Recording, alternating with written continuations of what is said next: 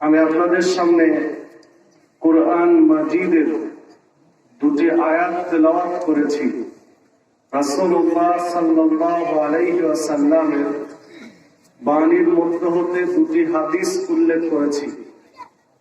এর আলোকে আজকে আমার আলোচনার বিষয় ঈমানের গুরুত্ব ও ফজিলত।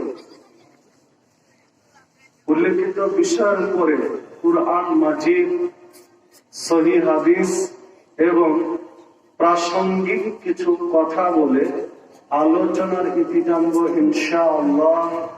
ওমা তাওফীকি ইল্লা বিল্লাহ, আলাইহি তাওয়াক্কালতু ওয়া ইলাইহি উনীব।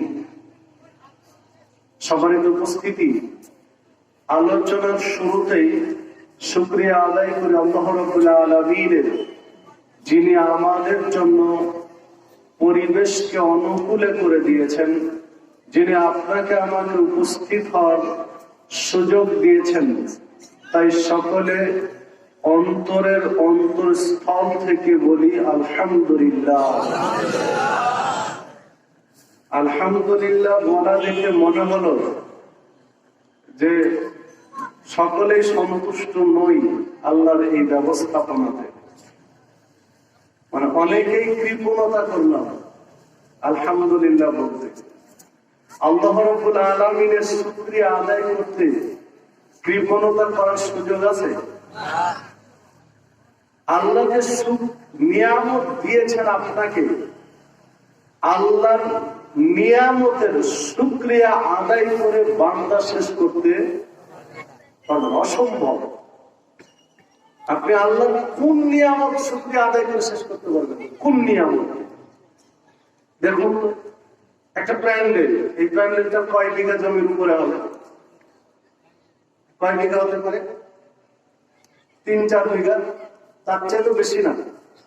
এই 3-4 বিঘার একটা প্যান্ডেল বা 2.5-3 বিঘার একটা প্যান্ডেলকে দেখার উপযোগী করতে কতগুলো লাইট লাগানো আছে? একটু চিন্তা করুন তো, কতগুলো লাইট লাগানো আছে? 50-এর উপরে আছে লাইট, মনে হয় প্রায় 50-এর উপরে আছে। তো 2.5-3 বিঘা জমি দেখার উপযোগী করতে 50টার উপরে লাইট লাগানো আছে। তো এই লাইটটা যদি 12 ঘন্টা জ্বলে তো একটা বিদ্যুৎ বিল আসবে। মাসে একটা বিদ্যুৎ বিল, বছরে একটা বিদ্যুৎ বিল, একটা মোটা অঙ্কের বিদ্যুৎ বিল আসবে। কয় বিঘা দেখার জন্য? 3 বিঘা। আল্লাহ রাব্বুল আলামিন আপনাকে দৃষ্টি শক্তি দিয়েছেন। সূর্য ওঠার পর থেকে সূর্য ডোবা পর্যন্ত কত হাজার হাজার বিঘা জমি আপনি দেখেন একসাথে। এখন তো এ আলো এখানে যতটুকু পড়ছে ওই জায়গায় একটু অন্ধকার দেখাচ্ছে, সমান না? হাজার হাজার বিঘা ফ্রেশ পরিষ্কার ভাবে দেখেন। আল্লাহ যদি চাইতেন যে বান্দা তুমি এর একটা বিল পরিশোধ করো, যে দেখছো তার একটা বিল পরিশোধ করো, শুধু চোখের বিল পরিশোধ করতে আপনার সারা জীবনের কামাই চলে যেত। আল্লাহ যদি চাইতেন যে তোমার চোখের এই বিল পরিশোধ করো, তাহলে সারা জীবন যা ইনকাম করেন এই চোখের বিল পরিশোধ করতে শেষ হয়ে যেত, পারা যেত না। কত কিছু দেখছি। আল্লাহ রাব্বুল আলামিন আপনার আমার কাছে কিছুই চেয়েছেন যে একটু তার তাসবিহ পাঠ করতে, তার ইবাদত করতে। তো কেন কৃপণতা করবেন? আল্লাহ রাব্বুল আলামিনের প্রার্থনা করতে যত প্রার্থনা রয়েছে তার মধ্যে সবচেয়ে গুরুত্বপূর্ণ প্রার্থনা হচ্ছে আলহামদুলিল্লাহ। দেখুন আরেকটা উদাহরণ দেই। কয়টা আঙ্গুল আছে এখানে? 5টা আঙ্গুল আছে, তাই না? তো 5টা আঙ্গুলের এই আঙ্গুলটার নাম কি? বৃদ্ধাঙ্গুল। এই বৃদ্ধাঙ্গুলটা মনে হতে পারে যে 5টার জায়গায় একটা যদি না থাকে কোনো সমস্যা নেই, বৃদ্ধাঙ্গুলটা আপনার গোড়া থেকে কেটে ফেলে দেওয়া হলো। কথার কথা, আপনি 4 আঙ্গুলে ভাত খেতে পারবেন? কষ্ট কি 4 আঙ্গুলে ভাত খেতে পারবেন? 4 আঙ্গুলে ভাত খাওয়া সম্ভব? ভাত খেতেই পারবেন না। আর যদি ডাল ভাত হয় একটু চিন্তা করেন, যদিও বিষয়টা হাসছি কিন্তু একটু মনোজগতে চলেন যে আল্লাহর নিয়ামত গুলো দেখেন যে একটা আঙুলের গুরুত্ব কত, একটা আঙুলের গুরুত্ব। সম্মানিত উপস্থিতি, আল্লাহু আকবার, সুবহানাল্লাহ, আলহামদুলিল্লাহ। আল্লাহ কি নিয়ামত দিয়েছেন আপনি হিসাব করতে পারবেন না। আল্লাহু আকবার। সম্মানিত উপস্থিতি, যিনি আমাদেরকে এত সুন্দর নিয়ামত দিয়ে ধন্য করেছেন তার শুকরিয়া আদায় করি আলহামদুলিল্লাহ। দরুদ ও সালাম বর্ষিত হোক সর্বকালের সর্বশ্রেষ্ঠ মহামানব সাইয়্যিদুল মুরসালিন খাতামুন নবিয়্যিন মুহাম্মদুর রাসূলুল্লাহ সাল্লাল্লাহু আলাইহি ওয়াসাল্লামের প্রতি। সম্মানিত উপস্থিতি, চলুন আমরা মূল বিষয়ের দিকে ফিরে যাই। আজকে আমাদের আলোচনার বিষয় কি? ঈমানের গুরুত্ব, ফজিলত। এইরকম একটি দ্বীনি বৈঠকের গুরুত্ব ইসলামের দৃষ্টিতে অত্যধিক। আল্লাহ রাব্বুল আলামিনের নিকটের গুরুত্ব অনেক বেশি। আল্লাহ রাসূল সাল্লাল্লাহু আলাইহি ওয়াসাল্লাম বলেছেন তাওরানী আওসাতের 1556 নম্বর হাদিস, যেখানে আল্লাহ রাব্বুল আলামিনকে স্মরণ করা হয়, কোরআন এবং সুন্নাহর আলোচনা হয়। আর এক হাদিসে এসেছে কোরআন মাজিদ তেলাওয়াত হয় এবং তার দাস হয়। এই বৈঠকে যারা শেষ পর্যন্ত উপস্থিত থাকেন, যখন আলোচনা শেষ তখন আল্লাহ রাব্বুল আলামিনের পক্ষ থেকে আহ্বান জানানো হয়, এবার তোমরা উঠো, দাঁড়াও, যাও, কেননা তোমাদের পাপ গুলো ক্ষমা করে দেওয়া হয়েছে। ক্ষমা করার মালিক কে? আল্লাহ। একমাত্র মালিক আল্লাহ। তো যিনি ক্ষমা করার মালিক, তিনি যদি বলেন যে যাও, ক্ষমা করা হয়েছে, কিসের বিনিময়ে? যেখানে আল্লাহকে স্মরণ করা হয়, এই বৈঠকে যারা থাকে তার বিনিময়ে। তো তিনি যদি এইরকম মাহফিলের বিনিময়ে আপনার আমার পাপ ক্ষমা করে দেন, তাহলে দুশ্চিন্তার কোন কারণ আছে? দ্বিতীয় কথা বলেন, ফাকাদ বুদ্দিলাত সাইয়্যাতুকুম হাসানাত, তোমাদের পাপগুলো নেকি দিয়ে বদল করে দেওয়া হয়েছে। সুবহানাল্লাহ, আল্লাহু আকবার। আল্লাহ রাব্বুল আলামিনের কাছে প্রার্থনা জানাই, আল্লাহ তুমি আজকে এই মাহফিলের বিনিময়ে আমাদের পাপগুলো আল্লাহ তুমি ক্ষমা করে দাও। আল্লাহ তুমি আমাদের পাপগুলো নেকি দিয়ে বদল করে দাও। আল্লাহ তুমি আজকের এই মাহফিলকে জান্নাতে যাওয়ার ওসিলা হিসেবে কবুল করে নাও। আল্লাহ তুমি আজকের এই মাহফিলের মাধ্যমে আমাদেরকে জান্নাতি মেহমানদের তালিকাভুক্ত করে নাও। আল্লাহ তুমি আজকে আমাদের এই মাহফিলের বিনিময়ে সিরাতে মুস্তাকিমের উপরে চলার তৌফিক দান করো। আল্লাহ রাব্বুল আলামিন আজকের এই মাহফিলকে কবুল করে দিন, আমিন, আল্লাহুম্মা আমিন। সবার উপস্থিতি, চলুন আমরা ছোট্ট করে আগে জেনে নেই ঈমানটা কি। দেখুন, ঈমান শব্দের অর্থ হলো বিশ্বাস, আন্তরিক বিশ্বাস। অন্তর থেকে যে বিশ্বাস, তার নাম হলো ঈমান। এর পারিভাষিক সংজ্ঞা দিতে গিয়ে প্রখ্যাত মুহাদ্দিস ইবনে তাইমিয়া রাহমাতুল্লাহ আলাইহি তার একটি গ্রন্থ আছে, আল আকিদাতুল ওয়াসিতিয়্যা। এই গ্রন্থের 113 নম্বর পৃষ্ঠায় ঈমানের একটা চমৎকার সংজ্ঞা দিয়েছেন। পরবর্তী মুহাদ্দিসগণ অধিকাংশরাই তার ওই সংজ্ঞাটা নকল করার চেষ্টা করেছেন বা তার সংজ্ঞাটা নিয়েছেন। সে সংজ্ঞায় বলছেন, আল ঈমান, ঈমান হচ্ছে তাসদীক বিল জানান, তাসদীক বিল জানান ওয়াল ইকরার বিল লিসান। ঈমান হচ্ছে প্রথমত মুখে স্বীকৃতি, অন্তরে বিশ্বাস, ওয়াল আমাল বিল জাওয়ারিহ ওয়াল আরকান, এবং কর্মে বাস্তবায়ন। ইয়াজিদু বিত-তাআহ ওয়া ইয়ানকুসু বিল মাসিয়াহ, যা আনুগত্যে বৃদ্ধি পায় আর পাপে কমে যায়। আনুগত্য করলে যা বেড়ে যায় আর পাপ করলে যা কমে যায়, তার নাম হলো ঈমান। অন্তরে বিশ্বাস, মুখে স্বীকৃতি, কর্মে বাস্তবায়ন, যা আনুগত্য করলে বাড়ে আর পাপ করলে কমে, তার নাম হলো ঈমান। সম্মানিত উপস্থিতি, দেখুন একটা উদাহরণ দেই, তাহলে বোঝা সহজ হবে। বিশ্বাসটা কি, আন্তরিক বিশ্বাসটা কি? দেখুন, একটা ছেলে আর একটা মেয়ের মধ্যে বিয়ে হয়, বিয়ে হয় না?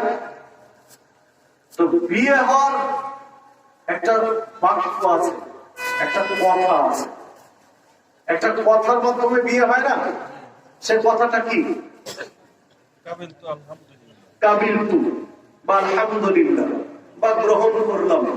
তো মূল যেটা হাদিসের শব্দ সেটা হলো কাবিলতু, গ্রহণ করলাম স্ত্রী হিসেবে। তো দেখুন, একটা অচেনা অজানা অপরিচিত ছেলে এবং মেয়ের মধ্যে একটা বন্ধন তৈরি হচ্ছে। তো কাবিলতু বলে মানে একটা বিশ্বাস তৈরি হচ্ছে। বন্ধনটা কি? রশি দিয়ে বাঁধে, রশি দিয়ে কি দুইজনের মধ্যে বেঁধে দেয়? মানে কি হয়? একটা বিশ্বাস তৈরি হয় যে আমি তাকে স্ত্রী হিসেবে গ্রহণ করলাম আর ও মেনে নিল আমার স্বামী। দুইজনের মধ্যে একটা বিশ্বাসের বন্ধন তৈরি হয়। বিশ্বাসের বন্ধন না, বিশ্বাসের বন্ধন। তো দেখুন, কথার কথা, আমাদের দেশের নিয়ম অনুযায়ী যদি ধরি, তো মেয়েটার বয়স হচ্ছে কত বছর? বিয়ের বয়স 18 আর ছেলের বয়স 21।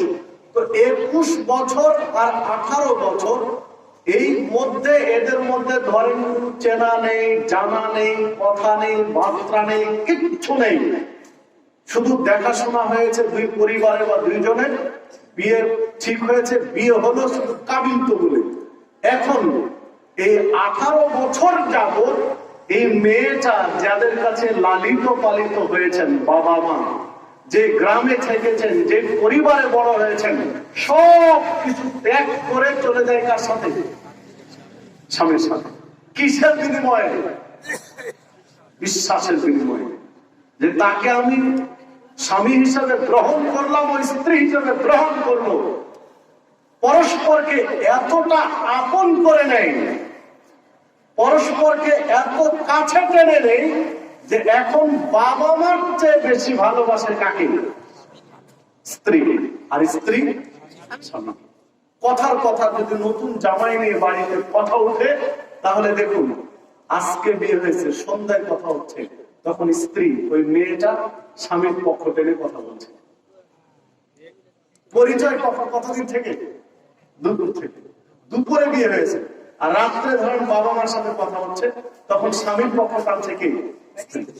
অথচ পরিচয় হলো দুপুরে। আর বাবা মার সাথে পরিচয় কতদিন থেকে? 18 বছর থেকে। এটা হলো বিশ্বাস। এটা হলো কি? বিশ্বাস। তো এই আন্তরিক বিশ্বাসের নাম ঈমান। কাবিলতু বলে যে বিশ্বাস করেছে একজন মুসলিম, লা ইলাহা ইল্লাল্লাহ এই স্বীকৃতি দিয়ে যে বিশ্বাস তৈরি হয়েছে যে আল্লাহ ছাড়া হক কোনো মাবুদ নেই, এই বিশ্বাসটা তৈরি হবে আন্তরিক ভাবে, এতই মজবুত শক্ত ভাবে, গোটা পৃথিবী তার কাছে তুচ্ছ লা ইলাহা ইল্লাল্লাহর কাছে। সবকিছু প্রয়োজনে ত্যাগ করতে পারবে, গাড়ি বাড়ি ধন দৌলত টাকা পয়সা সব কিছু প্রয়োজনে ছেড়ে দিবে, কিন্তু লা ইলাহা ইল্লাল্লাহ ছেড়ে দিবে না। এই বিশ্বাস সব ত্যাগ করে দিবে। কার জন্য? আল্লাহর জন্য। এটা হলো ঈমান। ধরুন আমরা হাদিসের আলোকে যদি একটু সংজ্ঞার দিকে যাই তাহলে আরেকটু পরিষ্কার হয়। হাদিসে জিবরিলের মধ্যে বর্ণিত হয়েছে। হাদিসে জিবরিল এই জন্য বলা হয়, ওমর রাদিয়াল্লাহু আনহু বলছেন, আমরা একদিন আল্লাহ রাসূল সাল্লাল্লাহু আলাইহি ওয়াসাল্লামের কাছে বসেছিলাম, এমত অবস্থায় একজন ব্যক্তি আমাদের কাছে আবির্ভূত হলেন। একজন ব্যক্তি আসলেন, যে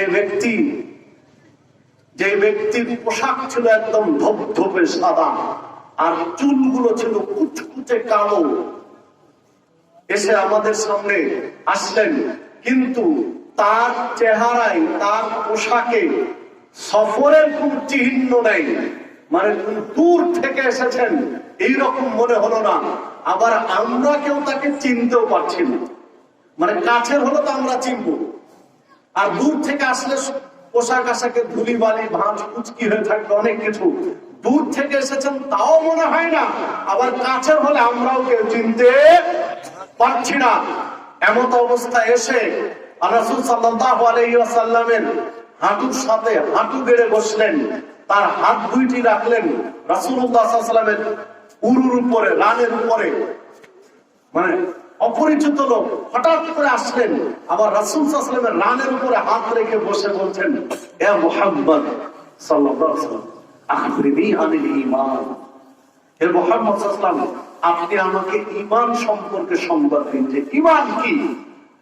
তখন আল্লাহ রাসূল সাল্লাল্লাহু আলাইহি ওয়াসাল্লাম বলছেন, আন তুমিনা বিল্লাহি ওয়া মালাইকাতিহি ওয়া কুতুবিহি ওয়া রুসুলিহি ওয়াল ইয়াউমিল আখির ওয়া তুমিনা বিল কদরি খায়রিহি ওয়া শাররিহি। সম্মানিত উপস্থিতি, জিবরিলের প্রশ্নের উত্তর, ওই আগন্তুক লোকের প্রশ্নের উত্তর আল্লাহ রাসূল সাল্লাল্লাহু আলাইহি ওয়াসাল্লাম দিলেন। যে বিশ্বাস স্থাপন করবে আল্লাহর প্রতি, ফেরেশতাদের প্রতি, কিতাব সমূহের প্রতি, রাসূলগণের প্রতি, পরকালের প্রতি, পরকাল বলতে কবর, হাসর, মিজান, ফুলসিরাত, জান্নাত, জাহান্নাম, সবকিছু পরকালের মধ্যে। এরপরে বললেন তুমি বিশ্বাস স্থাপন করবে তাকদীরের ভালো এবং মন্দের। এইটা হলো ঈমান। তখন ওই আগন্তুক ব্যক্তি বলছেন, সাদাক্তা, আপনি সত্য বলেছেন। ওমর রাদিয়াল্লাহু আনহু বলছেন, আমরা আশ্চর্য হলাম, যিনি প্রশ্ন করছেন উনি আবার সত্যায়ন করছেন যে আপনি ঠিক উত্তর দিয়েছেন। মানে উত্তর জানেন তিনি। ঠিক কে বলতে পারে যে আপনি সঠিক বলেছেন? কে বলতে পারে? যার জানা আছে। তিনি জানার জন্য প্রশ্ন করে আবার বলছেন আপনি ঠিক বলেছেন, মানে তিনি জানেন। তো জানা ব্যক্তি প্রশ্ন করছেন লোকটাকে। যখন লম্বা হাদিসে যাচ্ছেন, আমার অংশ ততটুকুই বলতে চাচ্ছি। আলোচনা যখন শেষ, লোকটি চলে গেলেন, তখন এবার আল্লাহ রাসূল সাল্লাল্লাহু আলাইহি ওয়াসাল্লাম বলছেন যে তোমরা কি তাকে চিনো? সাহাবীরা বলছেন আমরা তো আশ্চর্য হলাম, কারণ উনি যে প্রশ্ন করছেন আবার উনি বলছেন ঠিক বলেছেন, আমরা তো বুঝতে পারলাম না। তখন আল্লাহ রাসূল সাল্লাল্লাহু আলাইহি ওয়াসাল্লাম বলছেন ইনি হলেন জিবরিল, তোমাদেরকে দ্বীন শিখানোর জন্য এসেছেন। সুবহানাল্লাহ। তাহলে ঈমান আনতে হবে কয়টি বিষয়ের উপরে? 6টি বিষয়ের উপরে। 1, কার প্রতি? আল্লাহ। 2, ফেরেশতাদের প্রতি। 3, কিতাব সমূহের প্রতি। 4, রাসূলগণের প্রতি। 5, আখিরাতের প্রতি। 6, তাকদীরের ভালো এবং মন্দের প্রতি। এই 6টার কোনো একটাকে যদি কেউ অস্বীকার করে, কোনো একটাকে অস্বীকার করে, তাহলে সে মুসলিম। বলেন, সে মুসলিম? তার ঈমান থাকবে? 6টার কোনো একটাকে কেউ যদি অস্বীকার করে তাহলে সে মুসলিম নয়, মুসলিম থেকে বের হয়ে যাবে। সম্মানিত উপস্থিতি, যে কথা বলছিলাম, হাদিসটি পাওয়া যাবে সহিহ বুখারীর 1 নম্বর হাদিস। এরপরে সহিহ মুসলিমের মধ্যে পাওয়া যাবে 102 নম্বর হাদিস। মিশকাতের মধ্যে পাওয়া যাবে, মিশকাতের 1ম হাদিস। সম্মানিত উপস্থিতি, মিশকাতের 2 নম্বর হাদিস। তো দেখুন, রাসূলুল্লাহ সাল্লাল্লাহু আলাইহি ওয়াসাল্লাম ঈমানের সংজ্ঞা দিলেন। ঈমানের সংজ্ঞা আর রাসূল সাল্লাল্লাহু আলাইহি ওয়াসাল্লাম আরেক জায়গায় দিয়েছেন। আরেক প্রশ্নের উত্তরে তিনি ঈমানের একটা সংজ্ঞা দিয়েছেন। আর আবি উমামা রাদিয়াল্লাহু আনহু বলছেন, একজন আগন্তুক, একজন লোক রাসূল সাল্লাল্লাহু আলাইহি ওয়াসাল্লামকে জিজ্ঞাসা করলেন, ঈমান কি? মাল ঈমান, ঈমান কি? তখন রাসূলুল্লাহ সাল্লাল্লাহু আলাইহি ওয়াসাল্লাম উত্তর দিলেন, ইদা সাররাতকা হাসানাতুকা ওয়া সাআতকা সাইয়্যাতুকা ফাআনতা মুমিন। রাসূল সাল্লাল্লাহু আলাইহি ওয়াসাল্লাম বলছেন, ইদা সাররাতকা হাসানাতুকা, ভালো কাজ যখন তোমাকে আনন্দ দিবে, নেকির কাজ আনন্দ দিবে, এবং পাপ কাজ খারাপ লাগবে, অন্যায় হলে খারাপ লাগবে, ফাআনতা মুমিন, তখন মনে রাখো তোমার ভিতরে ঈমান আছে। মুসনাদ আহমদের মধ্যে হাদিসটি পাওয়া যাবে, 2220 নম্বর হাদিস, এবং হাদিসটি সহিহ। মুমিন আপনার ঈমান আছে কিনা আপনি দেখুন। ভালো কাজ আনন্দ দিবে, দান করেছেন 10 টাকা, মনের মধ্যে আলাদা একটা ফিলিংস কাজ করবে, একটা অনুভূতি, ভালো লাগবে। একটা মিসকিনকে দুমুঠো খাবার দিয়েছেন, একটা তৃপ্তি লাগবে। একজন পথিক পথ ভুল করেছিল, আপনি তাকে পথটা দেখিয়ে দিলেন, ভালো লাগবে। একজন বৃদ্ধ মানুষ রাস্তা পার হতে পারছিল না, আপনি তাকে রাস্তা পার করে দিলেন, তখন একটা তৃপ্তি লাগবে। এইরকম প্রত্যেকটা ভালো কাজ করলে মনের মধ্যে একটা আনন্দ লাগে। সালাত পড়লেন, একদম জামাতে সালাত হয়েছে, আউয়াল ওয়াক্তে সালাত হয়েছে, তখন একটা তৃপ্তি লাগলো, ভালো লাগলো। তখন মনে করতে হবে আপনার ঈমান আছে।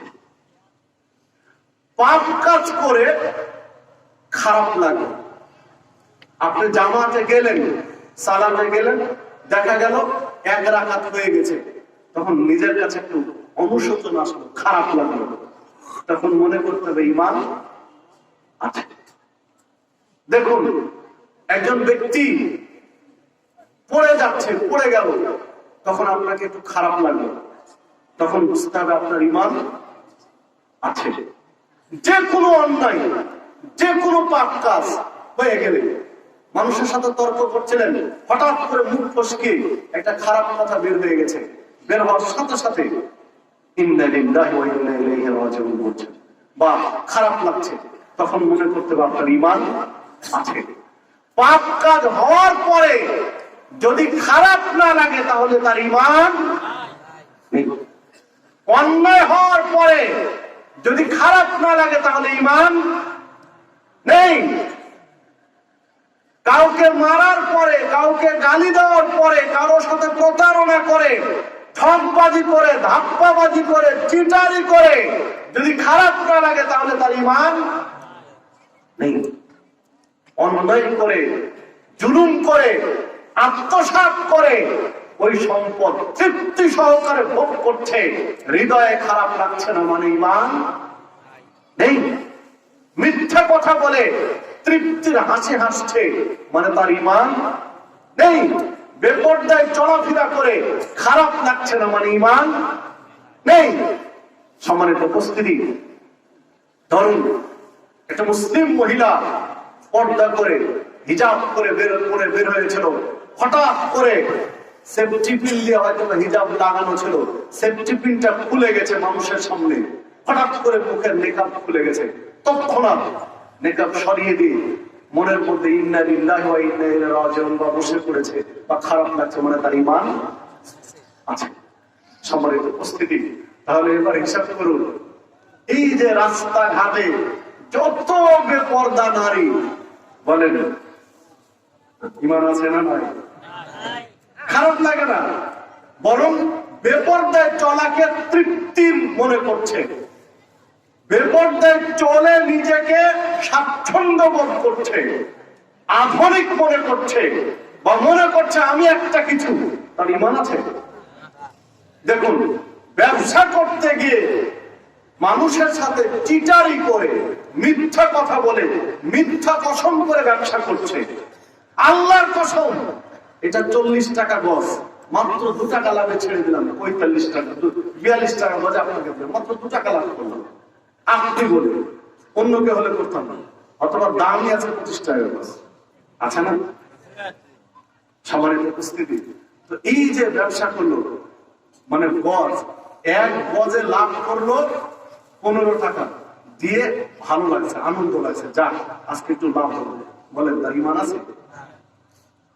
লাভ করুন, লাভ ডবল করুন, তাতে সমস্যা নেই।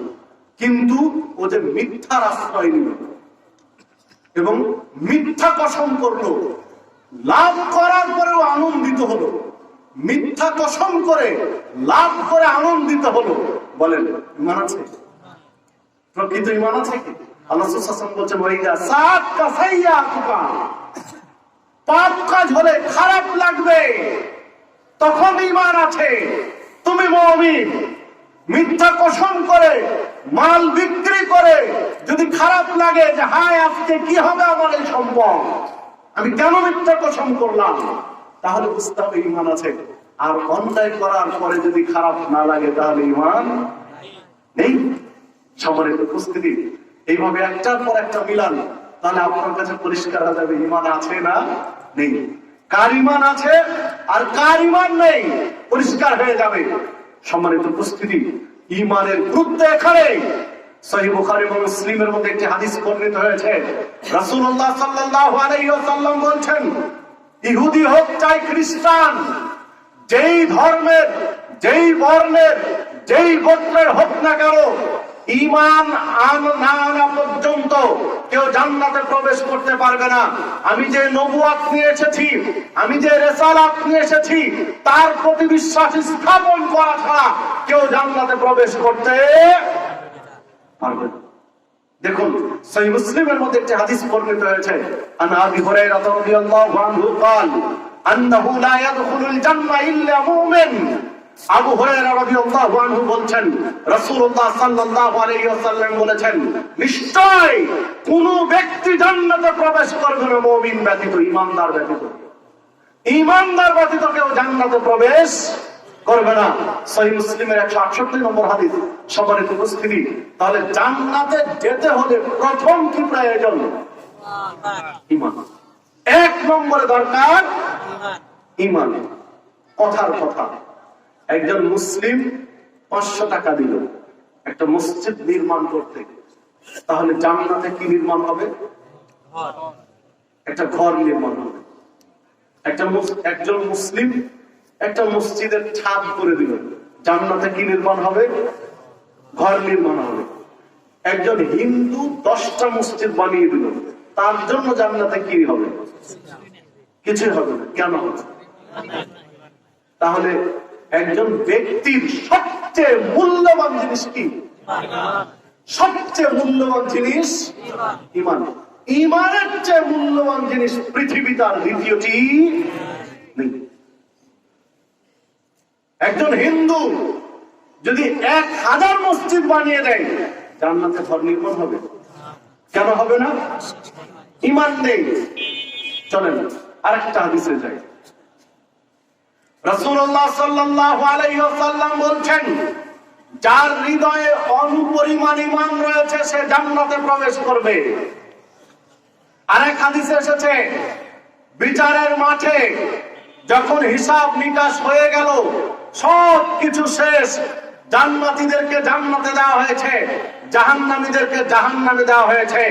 জাহান্নামের জ্বলন্ত অগ্নিশিখা দাউ দাউ করে জ্বলছে, জাহান্নামের মধ্যে জাহান্নামীরা ফুটছে, জ্বলে ছাই হয়ে যাচ্ছে।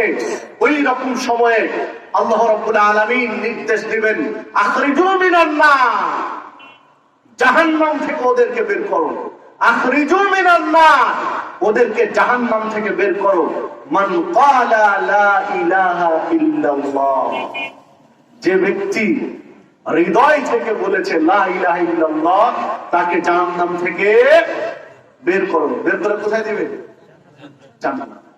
তবে শর্ত দিলেন, শুধু লা ইলাহা ইল্লাল্লাহ বললে হবে না, শর্ত দিলেন, ফি কলবিহি মিসকালু যাররাতিন মিনাল ঈমান, যে যার হৃদয়ে যাররা পরিমাণ ঈমান আছে তাকে বের করো।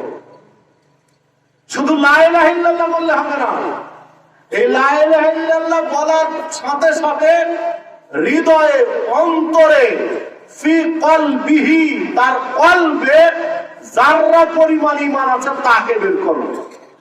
একজন হিন্দু কথার কথা বলল লা ইলাহা ইল্লাল্লাহ, তাহলে হবে কি? মস্ত করে বললো লা ইলাহা ইল্লাল্লাহ, তাহলে হবে কি না? ঈমান নিয়ে বলতে হবে, হৃদয় থেকে বলতে হবে।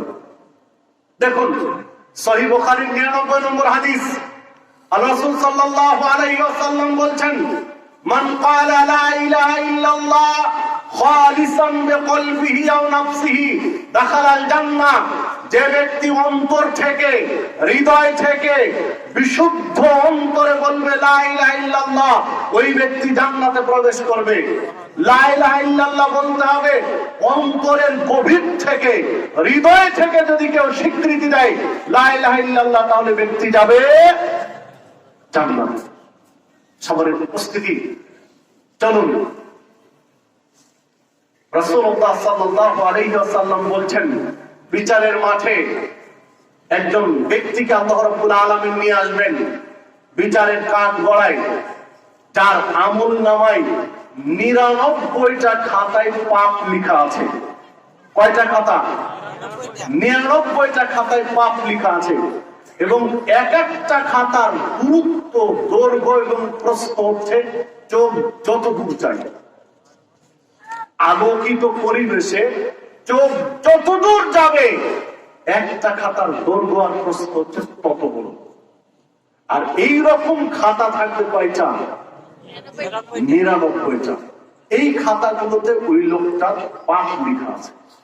আল্লাহ রাব্বুল আলামিন ওই লোকটাকে ডেকে বলবেন যে বান্দা দেখো, এইগুলো তোমার আমল নামা, এইগুলো তো তোমার কর্ম লেখা আছে, পাপ লেখা আছে। তো তোমার কোনো যদি অভিযোগ থাকে তাহলে তুমি অভিযোগ পেশ করো। তুমি একটা আমল করেছো, ভালো আমল করেছো, অথচ ফেরেশতারা ওটা লিখে নেবে, অথবা তুমি একটা পাপ করোনি কিন্তু ফেরেশতারা লিখে রেখেছেন। যে কোনো অভিযোগ যদি থাকে তো অভিযোগ করো, আজকে সমাধান হবে। লোকটি খাতা নেড়ে চেড়ে দেখবে, দেখার পরে বলবে আল্লাহ আমার কোনো অভিযোগ নেই, এটা আশ্চর্য, যা করেছি তাই আছে, কোনো কিছু ছেড়েও দেওয়া হয়নি আর কিছু অতিরিক্ত লেখা হয়নি। 99টা খাতায় তার পাপের ফিরিস্তি দেখে লোকটার চেহারা বিবর্ণ হয়ে যাবে, বিষণ্ণ হয়ে যাবে, চেহারা বিকৃত হয়ে যাবে, মানে চেহারায় কোনো আনন্দের ছাপ থাকবে না। সম্মানিত উপস্থিতি, আল্লাহ রাব্বুল আলামিন এইবার বান্দাকে বলবেন, বান্দা আসো, এই যে একটা ছোট্ট চিটকুট, বেতকা বলা হয়েছে হাদিসে, একটা ছেঁড়া কাগজ, এই ছেঁড়া কাগজে, এই চিটকুটে, এই কাগজটাতে একটা আমল লেখা আছে তোমার। এইখানে একটা ভালো আমল লেখা আছে, আসো তোমার এই ভালো আমল আর ওই 99টা পাপের খাতা আজকে ওজন করা হবে, পাল্লায় মাপা হবে, দাঁড়ি পাল্লায় ওজন করা হবে। যে পাপ যদি তোমার বেশি হয়, পাপের পাল্লা ভারী হয়, তাহলে কোথায়? আর নেকির পাল্লা যদি ভারী হয় জান্নাতে। আসো এখন ওজন করা হবে। আল্লাহ রাসূল সাল্লাল্লাহু আলাইহি ওয়াসাল্লাম বলছেন, আল্লাহ রাব্বুল আলামিনের আহ্বানে লোকটার কোনো আগ্রহ নেই, মানে লোকটার একটা ধারণা বা ভাব যে একটা দুইটা খাতায় পাপ লেখা আছে, 99টা খাতা, আর সেখানে ছোট্ট একটা কাগজে কি বা লেখা আছে যেটার ওজন করে তার চেয়ে বেশি হতে পারে। আশা করার কোনো সুযোগ আছে? কোনো আশা নেই। কিন্তু আল্লাহ দেখেছেন, না করার কোনো সুযোগ নেই। সম্মানিত উপস্থিতি, আল্লাহ রাসূল সাল্লাল্লাহু আলাইহি ওয়াসাল্লাম বলছেন, 99টা পাপের খাতা যখন পাল্লায় তোলা হবে তখন ওই পাল্লাটা দেবে গেল আর অন্য পাল্লাটা অনেক উঁচুতে উঠেছে। এইবার যখন ওই ছেঁড়া কাগজ, ওই বেতাকা ওই পাল্লায় দিবেন, দেওয়ার সাথে সাথে ওই পাল্লাটা নিচে নেমে গেল আর 99টা খাতার পাল্লা উঠে গেল। সুবহানাল্লাহ, আল্লাহু আকবার। লোকটা তো অবাক, একে বিশ্বাস করা যায়? এটিকে বিশ্বাসযোগ্য যে 99টা খাতায় পাপ আর একটা ছোট কাগজে কি আমল আছে যে আমল এত নিচে নেমে গেল? সম্মানিত উপস্থিতি, আজকের আলোচনা হতে পারে নিরস, কোন ঘটনা নেই, কিন্তু জরুরি, জানা প্রয়োজন, বুঝা দরকার। কারণ ইমান নিয়ে এত আলোচনা হয় না, খুতবা হয় না, আলোচনা হয় না। অত মানুষের জীবনের মূল পুঁজি হলো ইমান। ইমান নেই তার কিছুই নেই। একটু সময় দিয়ে, খুব বেশি রাত করবো না, একটু সময় দিবেন, আলোচনাটা গুছিয়ে নিতে পারি যাবে। তো যে কথা বলছিলাম, এইবার লোকটার আগ্রহ বেড়ে গেছে যে কি আছে এখানে। আল্লাহ রাব্বুল আলামিন লোকটিকে দেখাবেন যে বান্দা দেখো, এই ছেঁড়া চিটকুটে এই ছোট্ট কাগজে বেতাকায় লেখা আছে, তুমি এক সময় অন্তরের অন্তরস্থল থেকে, হৃদয়ের গহীন থেকে বলেছিলে আশহাদু আল্লা ইলাহা ইল্লাল্লাহ ওয়া আন্না মুহাম্মাদান আবদুহু ওয়া রাসূলুহু।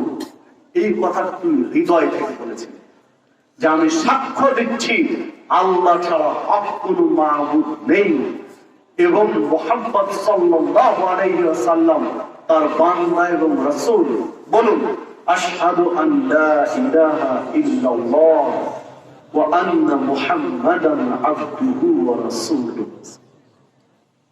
তুমি যে সাক্ষ্য দিয়েছিলে হৃদয় থেকে, ওইটা লেখা আছে যেটার ওজন সবচেয়ে ভারী।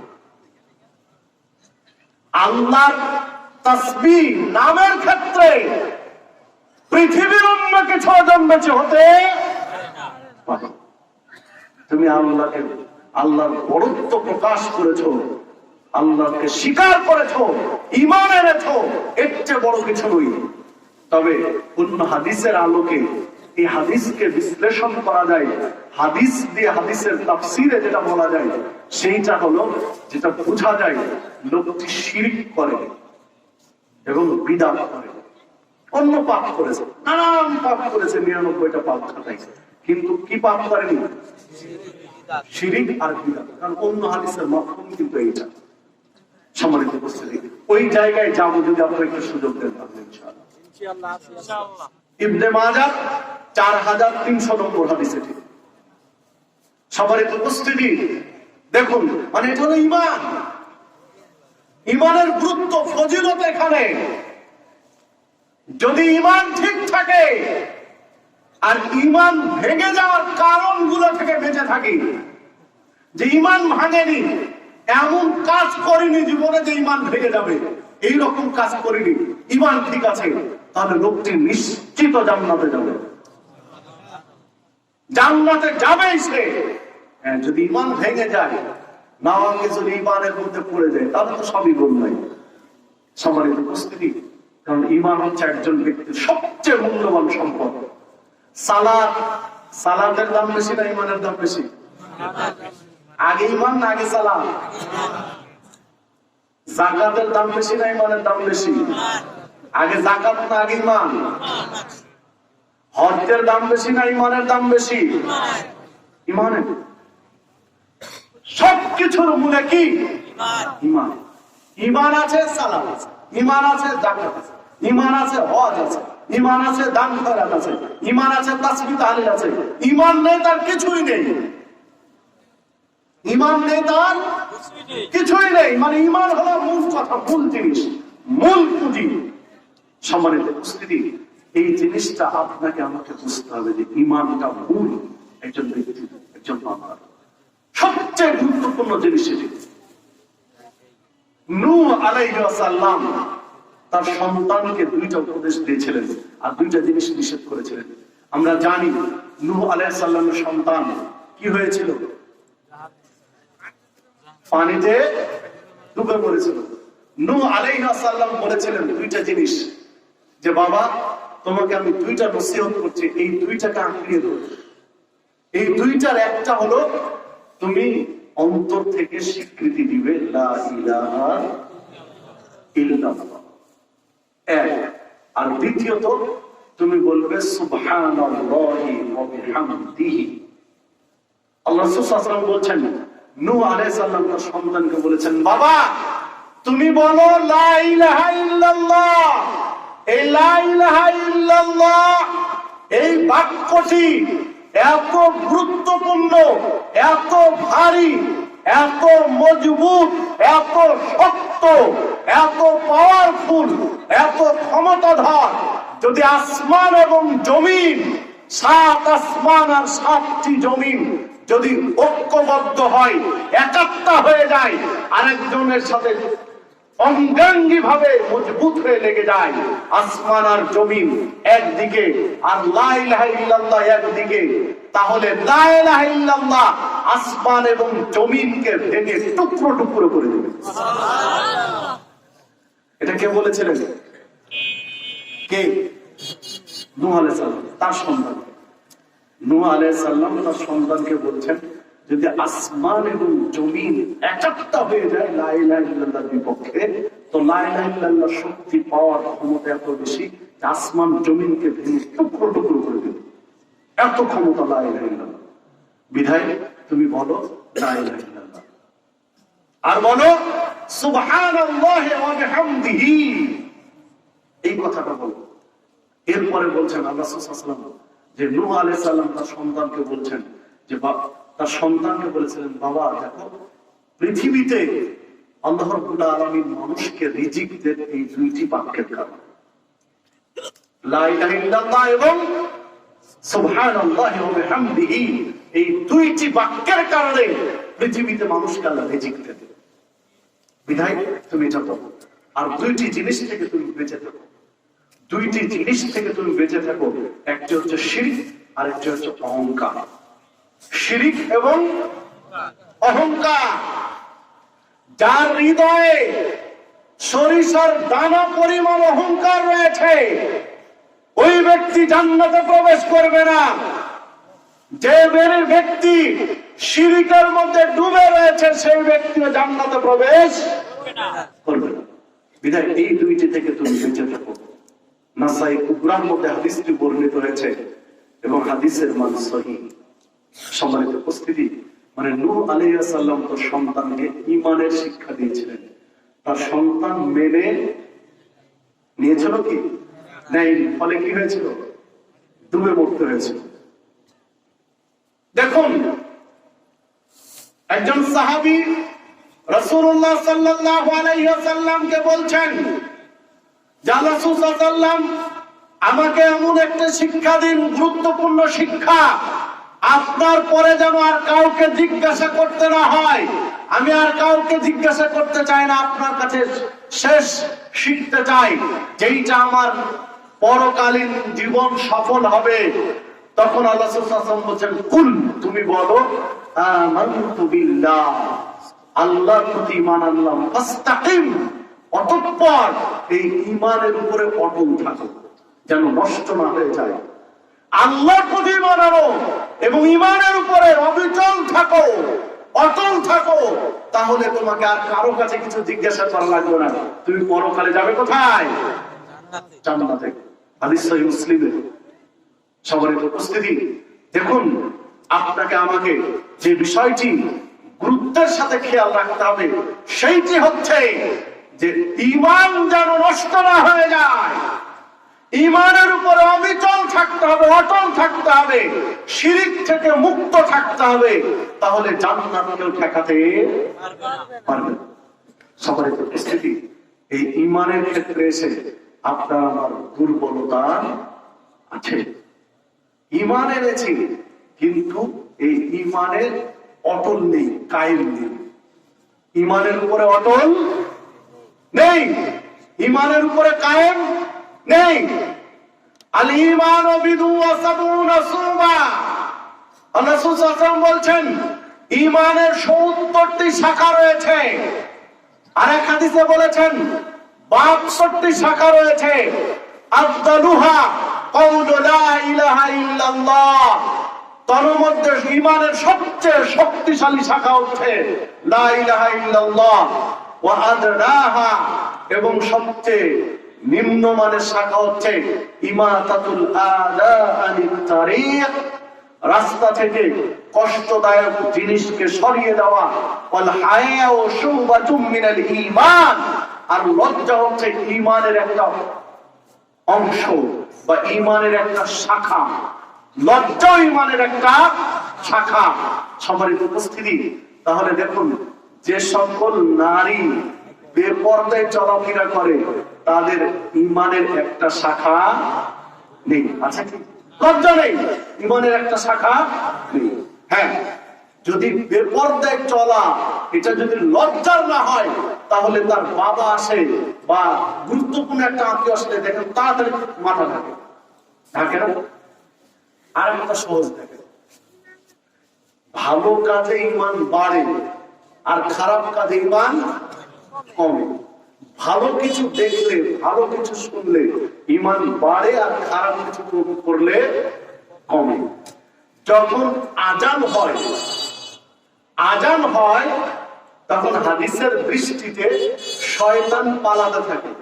আজানের শব্দ যত জোরে হয়, আজানের শব্দ যত উচ্চ স্বরে হয়, শয়তানের পালানোর গতি তত বেশি হয়।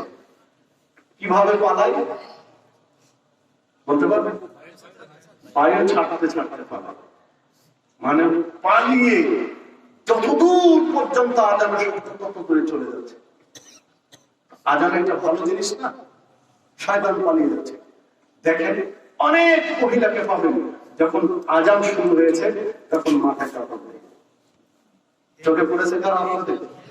বাসে, ট্রেনে, লঞ্চে, রাস্তায়, ঘাটে, দোকান পাটে দেখবেন আজান হচ্ছে তখন কি করছে? মাথায় কাপড় তুলে দিচ্ছে। আজান শেষ আবার নামিয়ে দিচ্ছে। মানে ভালো কাজ একটা হচ্ছিল, শয়তান পালিয়েছে, তখন ঈমান কি হচ্ছে? একটু বাড়ছে। আবার আজান শেষ, শয়তান চলে এসেছে, মাথা থেকে কাপড় ফেলে দিচ্ছে। দেখুন, বাস্তব বলছি, সিলেটের একটা অঞ্চল আছে যে অঞ্চলের মানুষ টুপিকে প্রাধান্য দেবে, টুপি পরা প্রাধান্য দেবে। সব ধরনের মানুষ টুপি পরে, দাঁড়িয়ে আছে টুপি পরে অহরহ। আমি দূর থেকে দেখছি একজন মুরব্বী, আমি নিজের কথাই বলছি, দূর থেকে দেখছি মুরব্বী, তার দাড়িগুলো আমার দৃষ্টিতে একটাও কাঁচা নেই, সব পেকে সাদা হয়ে আছে। মানে বয়স কেমন, মাথায় টুপি আছে, পাঞ্জাবি পরে আছে, আর উনি বিড়ি টানছেন আর কি। ধবধবে সাদা দাড়ি মুরব্বী মানুষ বিড়ি টানছেন। সামনে সামনে চলে আসলাম, উনি আগে খেয়াল করেন আমাকে, যখন সামনাসামনি চলে এসেছি তখন চট করে বিড়িটা পিছন দিকে নিয়ে চলে গেলেন। বলছেন আসসালামু আলাইকুম। সম্মানিত উপস্থিতি, মানে যে কোনো বাহ্যিক দৃষ্টিতে কে ভালো আর কে মন্দ এটা তো কারো হৃদয় ছেড়ে দেখা যাবে, কিন্তু বাহ্যিক দৃষ্টিতে একজন যাকে মনে হবে লোকটা ভালো, তাকে দেখলেও ঈমান পারে না? পারে। ট্রেনে ভ্রমণ করছেন, একটা ভালো মানুষ পাশে বসে আছে, তাকে যে কেউ দেখেন যিনি বিড়ি খান, উনি উঠে গিয়ে দূরে খেয়ে আসছেন। আর না হলে আপনাকে বলছেন, একদিন রাজশাহী থেকে ট্রেনে ঢাকা আসছি, ইঞ্জিনিয়ার, সরকারি ইঞ্জিনিয়ার, পাশাপাশি সিট, উনি এক স্টপেজে বলছেন যে চলেন চা খাই। ঠিক আছে চলেন। তো উনি চা খাওয়ার পরে উনি বলছেন যে হুজুর বেয়াদবি মাফ করবেন, আমার একটা বদ অভ্যাস আছে। তো তোমাকে বেয়াদবি করতে কে বলেছে? তো বদ অভ্যাসটা একটু বিড়ি টানলেন, একটু দূরে চলে গেলেন, বিড়ি টেনে আসলেন। মানে এইটা হলো যে ভালো কিছু থাকলে করলে। এই জন্য আলেম বলেছেন কুনু মা'আ সাদিকিন, সাদিকিনদের সাথে থাকলে ঈমান বাড়ে। তো যে কথা বলছিলাম, ভালো কাজে ঈমান বাড়ে। এ সকল মাহফিলে আসলে যখন আলোচনা হয় সালাতের গুরুত্বের উপরে, সালাতের ফজিলতের উপরে, সালাতের তাৎপর্যের উপরে, সালাত ছেড়ে দিলে ভয়াবহতার উপরে, তখন একজন বেনামাজিও মনে মনে প্রতিজ্ঞা করে আগামীকাল ফজর থেকে একদম জামাতে সালাত আদায় করে মাঠ ছাড়বো। মনে মনে বলে না? মানে ভালো কাজ ঈমান বেড়েছে। দেখুন, একজন বিড়িখোর যখন বিড়ির ক্ষতিকারক দিক একজন আলেমের মুখে শুনেন, জর্দাখোর শুনেন, গুলখোর শুনেন, তখন মনে মনে একটা প্রতিজ্ঞা নেন যে আজকে থেকে আরে নোংরা জিনিস খাবো না। মানে ভালো কাজে ঈমান বেড়েছে। একজন মুসলিম মহিলা পর্দার রোজ শুনে, পর্দার ফজিলতের কথা শুনে, বেপর্দায় থাকলে তার ভয়াবহতার কথা যখন শুনে, তখন মনে মনে ইচ্ছা প্রকাশ করেন যে আজকে থেকে পর্দা শুরু করলাম, আর ছাড়বো না। মানে ভালো কাজে ঈমান আরে, আর ইয়ানকুসুফিল মাসি, খারাপ কাজে কমে। দেখেন, যুবকদের জন্য একটা উদাহরণ দেব। সেটা হলো, ধরে নাও মুখে দাঁড়িয়ে আছে, এখন তুমি সিনেমা দেখতে যাবে বন্ধু বান্ধবের পাল্লাই, শীতকাল যদি হয় তো মাফলার দিয়ে সুন্দর করে দাঁড়িগুলো ঢেকে গেছে। মানে খারাপ কাজে কি কমছে না বাড়ছে? ঢেকে দিয়েছে। অথচ একজন আলেমের কাছে যখন আসছে তখন আর দাঁড়িগুলো বড় বড় দেখাচ্ছে যে দেখুন যে আমার দাঁড়িয়েছে, হচ্ছে না? তাহলে এক জায়গায় ঢাকছে আর এক জায়গায় উদান করছে। মানে মানসি, পাপ কাজে কমে আর ভালো কাজে বাড়ে। এর নাম হলো ঈমান। সবার উপস্থিতি, এই ঈমান আপনার আমার ঠিক রাখতে হবে। ঈমান নষ্ট করে দেয় কিছু বিষয় রয়েছে যেগুলোতে ঈমান ভেঙে যায়। ঈমান ভেঙে গেলে কোনো কিছু কবুল হবে না। কথার কথা, ওযু না করে সালাত পড়লে ওযু হবে কি? ওযু হবে? কেউ যদি মনে করি যে ওযু করলে হাত ধুতে হয়, কুলি পর্যন্ত ধুতে হয়, মুখমণ্ডল ধুতে হয়, কুলি করতে হয়, মাথা মাসা করতে হয়, পা ধুতে হয়, ইত্যাদি ইত্যাদি, তো লাফ দিয়ে একটা পুকুরে পড়লাম, একটা ডুব দিয়ে চলে আসলাম, গা হাত মুছে নিলাম, সালাত শুরু করতে হবে কি? সব তো ধোয়া হয়ে গেছে, একটা একটা করে ধুচ্ছে না সব, এখন সবই ধোয়া হয়েছে, কোনটা বাকি আছে? পুকুরে পড়ে আছে, ডুব দিয়ে উঠে এসেছে, বলে কোনটা বাকি আছে? কোনটা বাকি আছে? বাকি আছে, সবই হয়েছে। তাহলে সালাত হবে না কেন? কারণ সিস্টেম অনুযায়ী হয়নি। সম্মানিত উপস্থিতি, হ্যাঁ, আরেকটা দিক দেখেন, যে ওযু করেছে, ধরেন জোহরের সালাত বা এশা সালাত পড়ে তো বসেছে, তাই না? তো এশা সালাত ধরলাম, এশা সালাত কয় রাকাত? 4 রাকাত। একজন ব্যক্তি ওযু করলেন, ওযু করে সালাতে আসলেন, জামাতে সালাত শুরু করলেন, ইমামের ইক্তিদা করলেন। আমরা তো অনেকে আছি যে ইমামের উপরে ভার দিয়ে দিলাম, বাস সালাত হয়ে যাবে, তাই না? ইমাম যা করবে ইক্তিদা করবো, ঝামেলা শেষ। এখন 4 রাকাত সালাত পড়েছেন, শেষ বৈঠকে বসলেন, শেষ বৈঠকে বসে তাশাহুদ পড়েছেন, দরুদ পড়েছেন, দোয়া মাসুরা চলছে, এমন অবস্থায় একটু বাতাস বেরিয়ে গেল, বলেন তার সালাত হবে? 1 রাকাত হতে পারে, 2 রাকাত, অর্ধেকটা হতে পারে, 3 রাকাত হতে পারে, 1 রাকাত হবে না। এখন কি করতে হবে? ওকে পুনরায় ওযু করতে আসতে হবে, পুনরায় ওযু করে সালাত করতে হবে।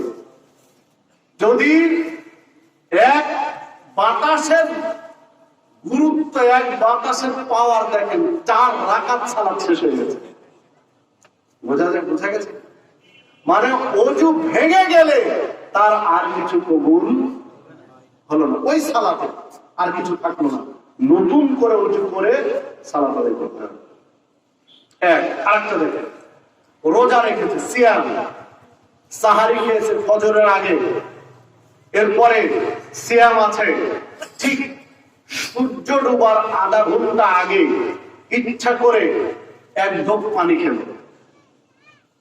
12 ঘন্টা না খেয়ে আছে, আধা ঘন্টা আগে 1 ঢোক পানি খেল ইচ্ছা করে, বলেন তো তার সিয়াম হবে? অর্ধেকটা হবে? এক অংশ হবে? সিয়াম তো হবে না। এখন তার উপরে শাস্তি কি? টানা 2 মাস সিয়াম পালন করতে হবে, ইচ্ছা করে। তো যা একটা সিয়াম পালন করতে হবে, তো যারা স্ত্রী মিলন করবে তাদের ক্ষেত্রে টানা 2 মাস। তো তাহলে তাকে সিয়াম, নতুন স্ত্রী মিলন করলে ইচ্ছা করে তখন 2 মাস সিয়াম, আর ওকে একটা সিয়াম পালন করতে ইচ্ছা করে খেয়েছে, তাই নয় কি? তো সারা দিন না খেয়ে থাকতো, কতক্ষণ আগে? আধা ঘন্টা বা 20 মিনিট আগে ইচ্ছা করে এক ঢোক পানি খেয়েছে, তাহলে তার সিয়াম আর গোটা দিনের না খেয়ে থাকা কি হলো? বৃথা গেল। ওই সিয়ামের তাহলে কি নেই? সম্মানিত উপস্থিতি, আবার তাকে একটা সিয়াম রাখতে হবে, এটাই কি শরীয়তের বিধান না? তো সিয়াম ভেঙে গেলে যেমন সিয়ামের ওই দিনের নেকি আর থাকে না, ওযু ভেঙে গেলে যেমন ওই সালাত আর হয় না, নতুন করে করা লাগে, ঠিক ঈমানের অবস্থা তাই। যদি ঈমান ভেঙে যায়, ঈমান ভেঙে গেলে তার কোনো কিছু কবুল হবে না, সালাতও হবে না, সিয়ামও হবে না, হজও হবে না, যাকাতও হবে না, কোনো কিছু হবে না। কারণ হলো ইসলামের রুকুন কয়টি? 5টি। 5টি রুকুনের প্রথমটি কি? ঈমান। আশহাদু আল্লা ইলাহা ইল্লাল্লাহ ওয়া আশহাদু আন্না মুহাম্মাদান আবদুহু ওয়া রাসূলুহু, বা শাব্দিক কিছু কম বেশি আছে। এরপরে সালাত কায়েম করা, যাকাত দেওয়া, হজ করা, রমজানের সিয়াম পালন করা। আমল কখন? আমল পরে। আগে কি? আগে ঈমান, আমল পরে। যার ঈমান নেই তার আমল নেই। একজন ব্যক্তি এসে বলছেন, দুল্লানি আলা আমালিন ইযা আমিলতুহু দাখালতুল জান্নাহ, এমন আমল বলুন যে আমল করলে জান্নাতে যাব। ক্বালা তা'বুদুল্লাহ লা তুশরিকু বিহি শাইআ, যে ইবাদত করবে আল্লাহর জন্য করবে, তার সাথে কাউকে শরীক করবে না। ওয়া তুকিমুস সালাতাল মাকতুবা, ফরজ সালাত আদায় করবে। ওয়া তুআদ্দি যাকাতাল মাফরুজা, ফরজ যাকাত দিবে। ওয়া তাসুমু রমাজান, রমাজানের সিয়াম পালন করবে। ক্বালা ওয়াল্লাযী নাফসু মুহাম্মাদিন ওয়াল্লাযী নাফসি বিয়াদিহি লা আযিদু আলা হাযা, আল্লাহর কসম করে বলছি এর চেয়ে আমি বেশি করব না। ফালাম্মা ওয়াল্লাহ, যখন লোকটা চলে গেল, ক্বালা নবী সাল্লাল্লাহু আলাইহি ওয়াসাল্লাম, রাসূলুল্লাহ সাল্লাল্লাহু আলাইহি ওয়াসাল্লাম বলছেন, মান সাররাহু ইয়ানজুরু ইলা রাজুলিন মিন আহলিল জান্নাহ ফালয়ানজুর ইলা হাযা, কেউ যদি জান্নাতি মানুষকে দেখতে চাও তাহলে ওই লোকটাকে দেখো যে লোকটা চলে গেল। সহিহ বুখারীর 1397 নম্বর হাদিস, সহিহ মুসলিমের 116 মিশকাতের 14 নম্বর হাদিস। সম্মানিত উপস্থিতি, যে কথা বলছিলাম যে এইখানে আল্লাহ সাল্লাল্লাহু আলাইহি ওয়াসাল্লাম সালাতের কথা বললেন, জান্নাতি আমলের, সিয়ামের কথা বললেন, এরপরে যাকাতের কথা বললেন, তার আগে কি বললেন?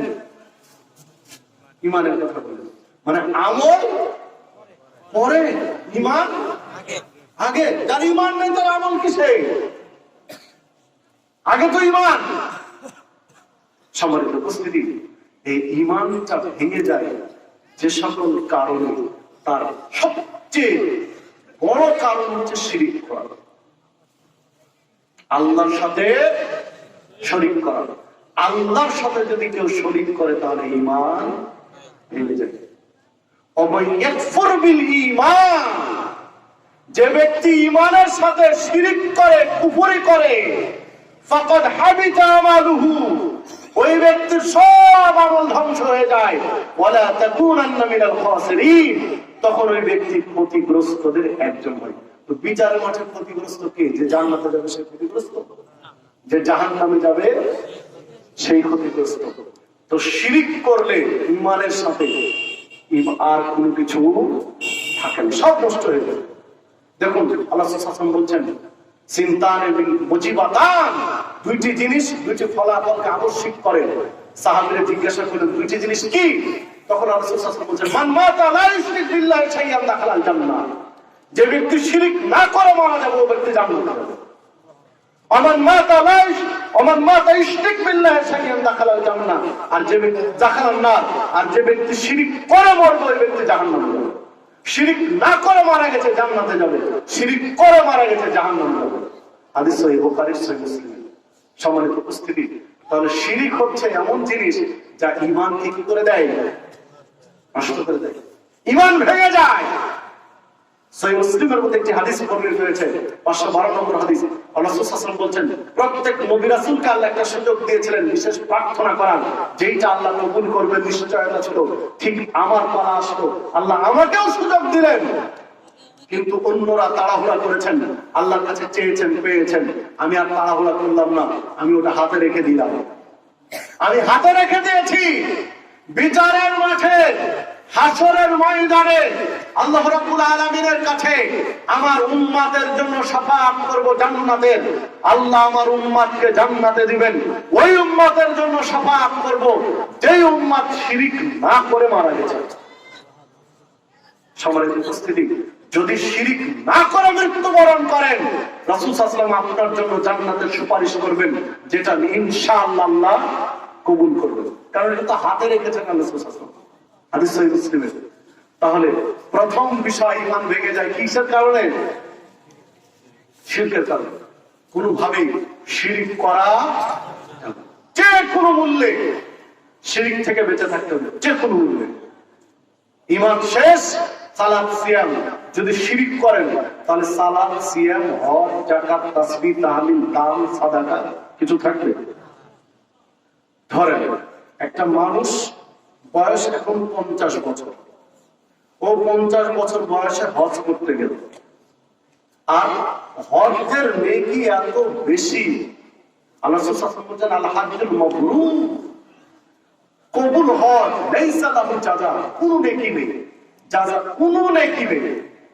যার হজ কবুল হয়ে যাবে তার কি নাই? কোনো নেকি নেই, লাইসা লাহু জাযা, কোনো নেকি নেই, ইল্লাল জান্নাহ, জান্নাত পাবে। মানে একটা আমল করবেন লিখা হয় এত নেকি, আরেকটা আমল করবেন লিখা হয় এত নেকি, আরেকটা আমল লিখা হয় এত নেকি। আর যখন হজ কবুল হয়ে গেল লিখা হয় কি?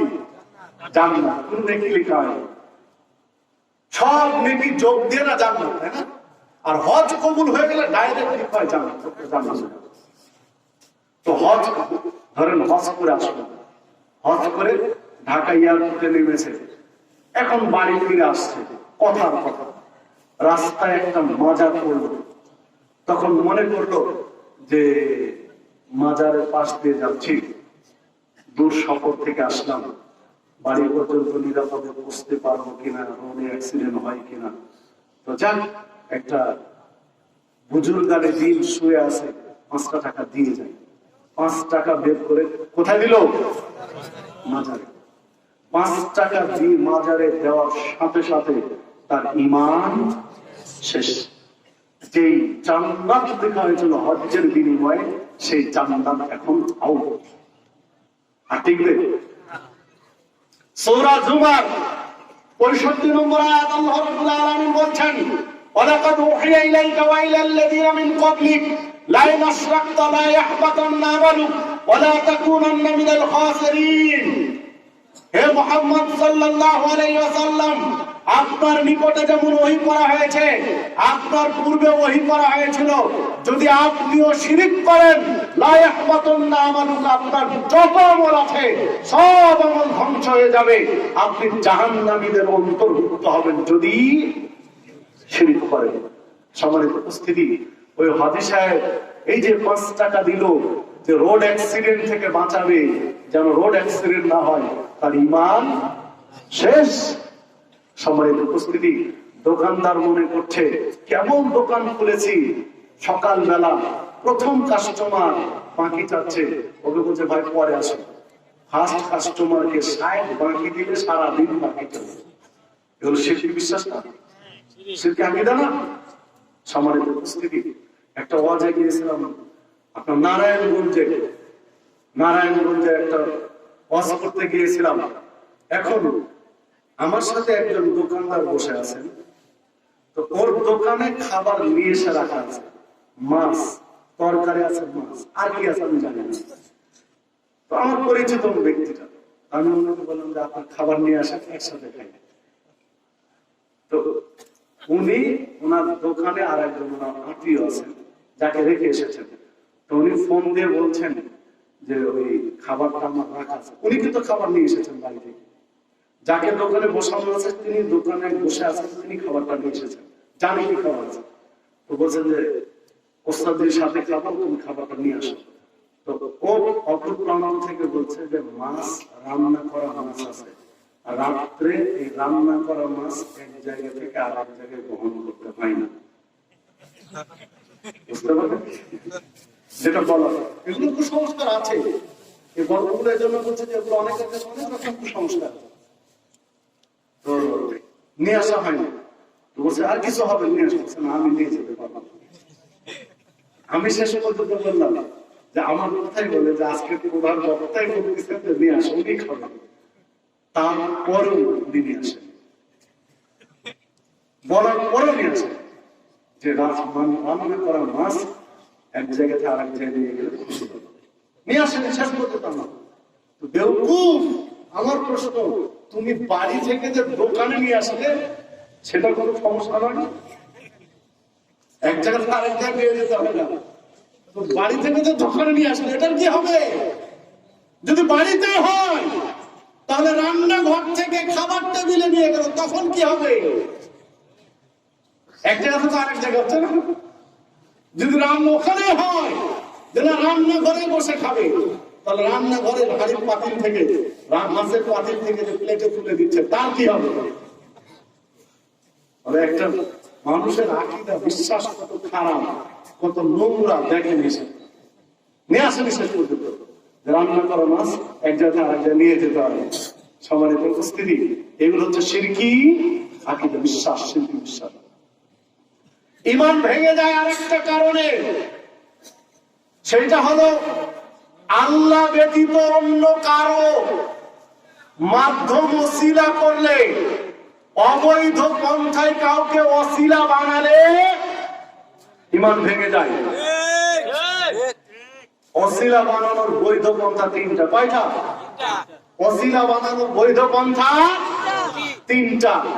এক, ওসিলা বানানোর বৈধ পন্থা সেটা হচ্ছে আমলে সালেহ, সৎ আমলকে ওসিলা করে দোয়া করা বৈধ। সৎ আমল বলতে ওই যে লম্বা গল্প শুধু স্মরণ করিয়ে দেই। তিনজন ব্যক্তি রাস্তা দিয়ে হাঁটছিল, হঠাৎ ঝড়ের কবলে পড়লো, পাহাড়ের গর্তে গিয়ে আশ্রয় নিল, বড় পাথর এসে পাহাড়ের গর্ত ঢেকে গেল। তখন তারা কি করে বের হবে, আল্লাহর কাছে কাঁদাকাটি করলো। একজন বললো ভালো আমল থাকলে আল্লাহকে ডাকো, উনদুরু আমালান আমিলতুমুহা লিল্লাহি সালিহাতান ফাদুল্লাহু বিহা। ওই আমল দিয়ে আল্লাহকে ডাকো, যে আমল আল্লাহর সন্তুষ্টির জন্য করেছিলে, আল্লাহ বিপদ থেকে মুক্তি করবে। তখন তিনজন তিনটা ভালো কথা বলছে।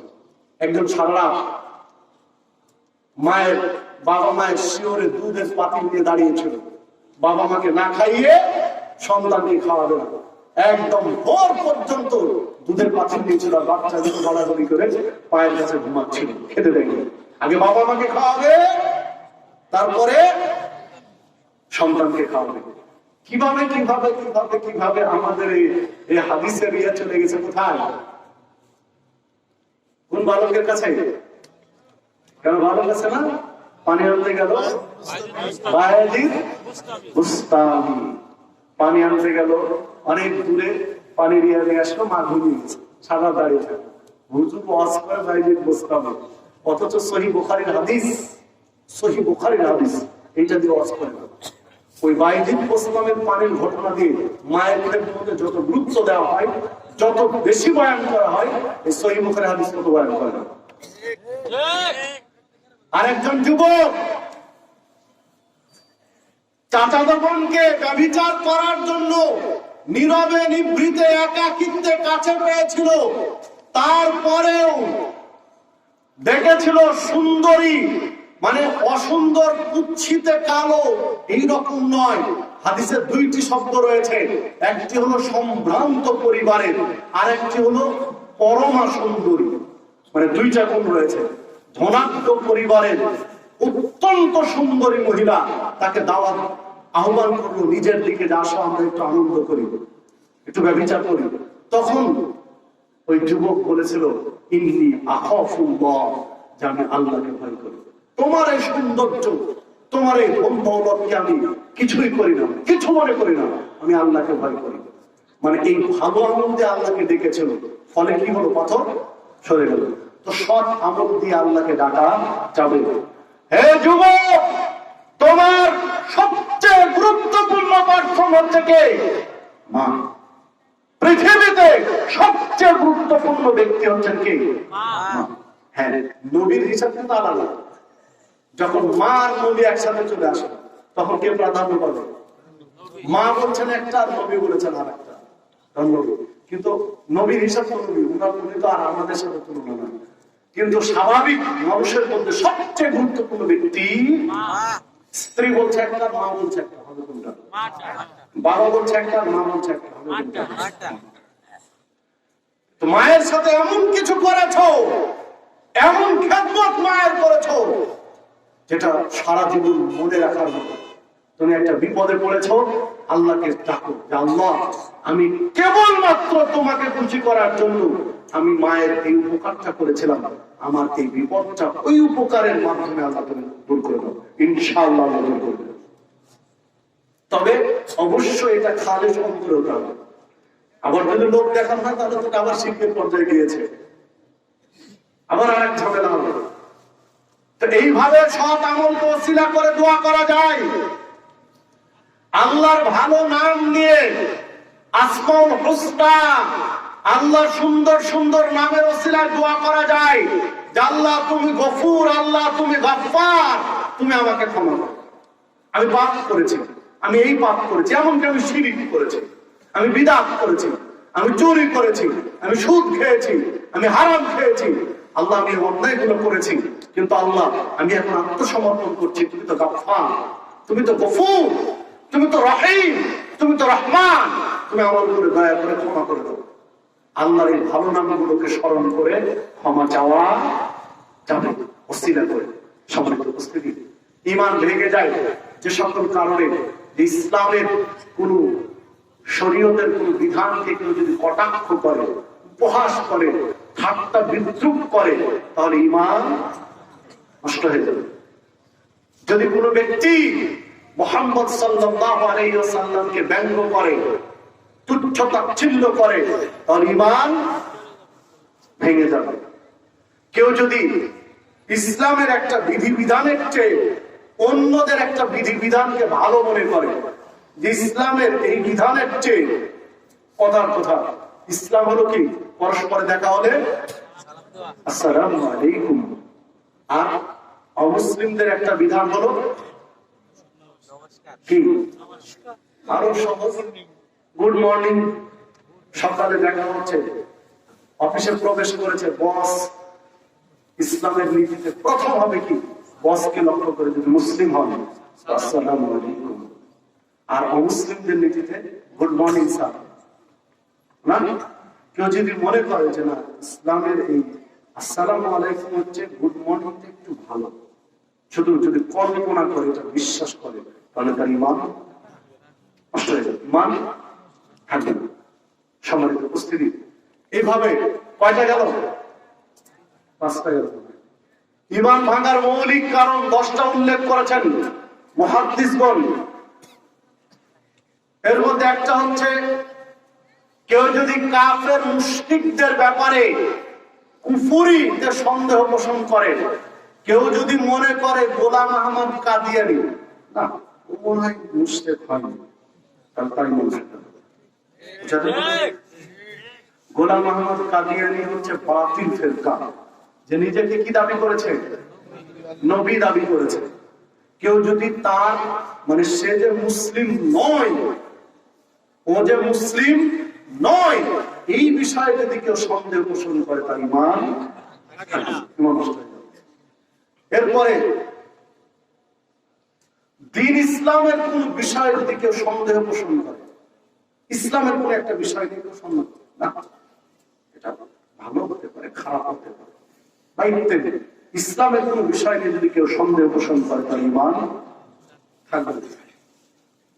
এরপরে কেউ যদি মুহাম্মদ সাল্লাল্লাহু আলাইহি ওয়াসাল্লামের যে অন্য কাউকে প্রাধান্য দেয়, তাহলে ঈমান থাকবে না। আমরা দেই না অমুকের চরিত্র করিত। সম্মানিত উপস্থিতি, এইরকম কেউ যদি রাসূলের উপরে কাউকে প্রাধান্য দেয়, ঈমান থাকবে, ঈমান ভেঙে যাবে। কেউ যদি আল্লাহর মনোনীত দিন ইসলাম থেকে মুখ ফিরিয়ে নেয়, তার ঈমান থাকবে, ঈমান ভেঙে যাবে। হ্যাঁ, যাদের ঈমান ভেঙে গেছে তারা কি করবেন? যে কাজগুলো বললাম, ধরেন এই কাজগুলো ঘটে গেছে, এই কাজগুলো কি হয়েছে? ঘটে গেছে। ধরেন শিরিক করেছে, অথবা ইসলামের কোন বিষয়কে নিয়ে কটাক্ষ করেছে, বা রাসূলের উপরে কাউকে প্রাধান্য দিয়েছে, বা যারা কাফের মুশরিক তাদের ঈমানের বিষয়ে সন্দেহ পোষণ করেছে, না তার কাফের হয়নি। এখন তারা কি করবে? আল্লাহ রাব্বুল আলামিন সূরা ফুরকান ১৭ নম্বর আয়াতে বলছেন, ইল্লা মান তাবা ওয়া আমানা ওয়া আমিলা আমালান সালিহান ফাউলাইকা ইউবাদদিলুল্লাহু সাইয়্যাতিহিম হাসানাত। যদি কেউ নিজের ভুল বুঝতে পেরে ক্ষমা চায়, তওবা করে, ভুল স্বীকার করে ক্ষমা চায়, ভুলটা স্বীকার করে ক্ষমা চাইতে হবে। ইন্নাল আবদা ইযা ইগতারাফা বিযামবিন সুম্মা তাবা তাবাল্লাহু আলাইহি।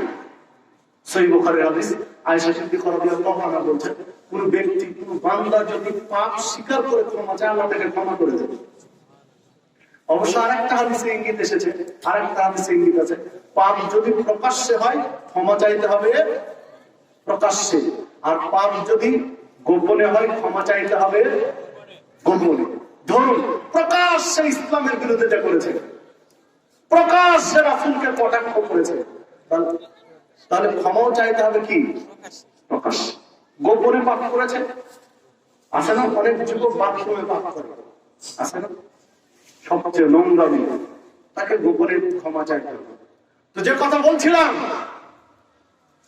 যে যদি কোনো ব্যক্তি নিজের পাপ স্বীকার করে আল্লাহর কাছে ক্ষমা চায়, ওয়ামানা ঈমান আনে, ঈমানকে নবায়ন করে, পাপ স্বীকার করে ঈমান মজবুত করে নেয়, ওয়ামিলা আমালান সালিহান, এরপর থেকে আমলে সালেহ করে, মানে পাপ ক্ষমা চেয়ে নিল, ঈমান ঠিক করে নিল, এখন থেকে ভালো কাজ করা শুরু করলো, আল্লাহ রাব্বুল আলামিন বলছেন ও যত পাপ করেছিল সব পাপ আল্লাহ নেকি দিয়ে পরিবর্তন করবে। সুবহানাল্লাহ। কেউ হতাশ হওয়ার নেই, আমি 40 বছর ধরে পাপ করেছি, এখন কি হবে? এখন কি হবে মানে আপনি ক্ষমা চেয়ে ঈমান ঠিক করে আমল, ভালো আমল করা শুরু করেন, আপনার 40 বছরের পাপ সব নেকি হয়ে যাবে। সুবহানাল্লাহ, আল্লাহু আকবার। দেখা যাবে একজন ব্যক্তি যে আপনার নেকি বেশি, তাহলে আপনার সব পাপ নেকি হয়ে গেছে, তাহলে আপনারই তো বেশি হয়ে গেল। অন্যের পাপ আছে, নেকিও আছে, পাপ আছে, নেকিও আছে, আর আপনার সব পাপ কি হলো? নেকি হয়ে গেল। তো আপনি লাভবান। ইসলাম হচ্ছে এই বিধানের নাম, স্বীকার করে ক্ষমা চান, আপনি হবেন লাভবান। সম্মানিত উপস্থিতি, আলোচনার শেষ প্রান্তে এসে রাত ভারী হয়েছে, আল্লাহ চাইলে আবারও কোনোদিন কথা হবে ইনশাআল্লাহ। যে কথা বলতে চাই যে ঈমানটা ঠিক করা লাগবে। ঈমান নষ্ট করা, শিরক হচ্ছে সবচেয়ে বড় শত্রু ঈমানের, দাগদাল সম্পর্কে ঈমানের শিরক। শিরক আগুন আর পানি যেমন এক বোতলের মধ্যে থাকতে পারবে না, ঈমান আর শিরক এক বোতলের মধ্যে থাকতে পারবে। বিদেশ শিরক মুক্ত থেকে ঈমান নবায়ন করুন, আল্লাহ আমাদের সেই তৌফিক দান করুন।